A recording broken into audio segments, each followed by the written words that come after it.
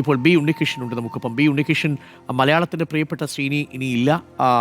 എങ്ങനെ ഓർമ്മിക്കുന്നു ശ്രീ ബി ഉണ്ണികൃഷ്ണൻ? ചുരുക്കം വാക്കുകളിൽ പറയാൻ ബുദ്ധിമുട്ടാണ് ഡോക്ടർ അരുൺ, താങ്കൾക്കറിയാലോ. തീർച്ചയായിട്ടും നമ്മളുടെ 80കളിലെയോ 90കളിലെയോ ഒക്കെ നമ്മളുടെ ജനപ്രിയ സിനിമയുടെ ഭാവുകത്തെ തന്നെ മാറ്റിമറിച്ച എഴുത്തുകാരൻ, സംവിധായകൻ, നടൻ. അദ്ദേഹം മലയാള സിനിമയിലെ VK എന്ന് പോലും അദ്ദേഹത്തെ വേണമെങ്കിൽ നമുക്ക് വിശേഷിപ്പിക്കാവുന്നതാണ്. അപ്പോൾ അദ്ദേഹത്തിന്റെ ഈ വിയോഗം എന്ന് പറയുന്നത് തീർച്ചയായിട്ടും ഒരു കാലഘട്ടത്തിന്റെ വിയോഗമാണ്. തീർച്ചയായിട്ടും ഏത് കാലത്തും പുനർവായിക്കപ്പെടേണ്ട രചനകളാണ് അദ്ദേഹത്തിൻ്റെത്. അഭിനയത്തിലും അദ്ദേഹം കൊണ്ടുവന്നിട്ടുള്ള സൂക്ഷ്മതകൾ അല്ലെങ്കിൽ വഴിമാറി നടക്കൽ അതിന് വരുംകാലം ചർച്ച ചെയ്യും.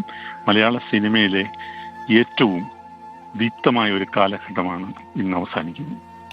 ഈ ഒരു 69 വയസ്സേ ഉള്ളൂ. അതാണ് നമ്മളെ അല്പം നിരാശപ്പെടുത്തുന്നത്. അതിന് ഒരു 4-5 വർഷമായിട്ട് അദ്ദേഹത്തിന് കുറച്ച് ആരോഗ്യ പ്രശ്നങ്ങളുണ്ട്. അപ്പോൾ കുറച്ച് നേരത്തെ പോയി എന്നൊരു തോന്നലുണ്ടോ ബി ഉണ്ണികൃഷ്ണൻ? അദ്ദേഹം ഒരിക്കൽ പറയുകയുണ്ടായി, ഞാൻ വേണ്ടാന്ന് വെച്ച 500ഓളം സിനിമകളാണ് മലയാള സിനിമയ്ക്കുള്ള എൻ്റെ കോൺട്രിബ്യൂഷൻ എന്ന് പറയാറുണ്ട്. അപ്പോൾ എനിക്ക് തോന്നുന്നു അദ്ദേഹം ചെയ്യാതെ പോയ സിനിമകളാണ് മലയാളത്തിന്റെ ഏറ്റവും വലിയ നഷ്ടം എന്ന് പറയേണ്ടിയിരിക്കുന്നു. കാരണം കുറേയധികം നാളുകളായി അനാരോഗ്യം അദ്ദേഹത്തെ ബുദ്ധിമുട്ടിക്കുന്നുണ്ട്. ഞങ്ങൾ ഇടയ്ക്ക് കാണുമായിരുന്നു, സംസാരിക്കുമായിരുന്നു. പക്ഷെ ഉള്ളിൽ മുഴുവനും അദ്ദേഹത്തിന് സിനിമയുണ്ടായിരുന്നു. ഇനിയും എഴുതാനുള്ള സ്ഫോടനശേഷി അദ്ദേഹത്തിന്റെ സർഗാത്മകതയ്ക്കുണ്ടായിരുന്നു. പക്ഷെ അനാരോഗ്യം അദ്ദേഹത്തെ അതിന് അനുവദിച്ചില്ല.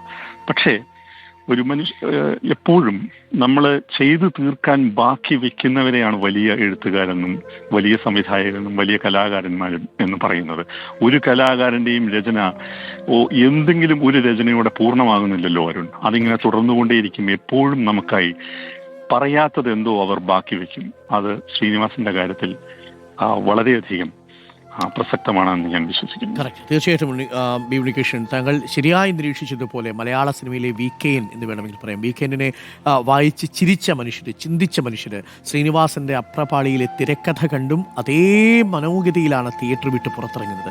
ആ സറ്റീർ, ആ പരിഹാസം, ആ ആക്ഷേപഹാസ്യം, അതോടൊപ്പം തന്നെ അത് മനസ്സിനെ തൊട്ടുപോകുന്ന നിമിഷങ്ങൾ, ഇത് ഞാനല്ലേ എന്ന് നമുക്ക് തോന്നുന്ന രീതിയിലുള്ള പകർന്നാട്ടങ്ങളായിരുന്നു ആ കഥാപാത്രങ്ങളുടേത്.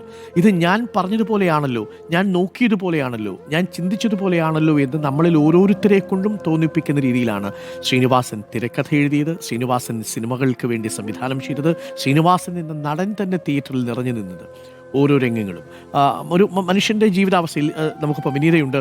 വിനീത, ഉണ്ണികൃഷ്ണൻ പറഞ്ഞതാണ്, അദ്ദേഹം അഭിമുഖത്തിൽ പറയുന്നൊരു വാചകം ഇങ്ങനെയാണ്: ഞാൻ എടുക്കാതെ പോയ, ഞാൻ എഴുതാതെ പോയ, ഞാൻ അഭിനയിക്കാതെ പോയ, ഞാൻ സംവിധാനം ചെയ്യാതെ പോയ 500ഓളം സിനിമകളാണ് ഞാൻ മലയാളത്തിന് കൊടുത്ത സംഭാവന എന്ന് പറയുമ്പോൾ അത്രമേൽ കരുതലുണ്ടായിരുന്നു അദ്ദേഹത്തിൻ്റെ ഓരോ തിരക്കഥയ്ക്കും, അദ്ദേഹത്തിൻ്റെ ഓരോ കഥയ്ക്കും. സംവിധാനം ചെയ്ത് എണ്ണം വളരെ കുറച്ച് സിനിമയിലേ സംവിധാനം ചെയ്തുള്ളൂ.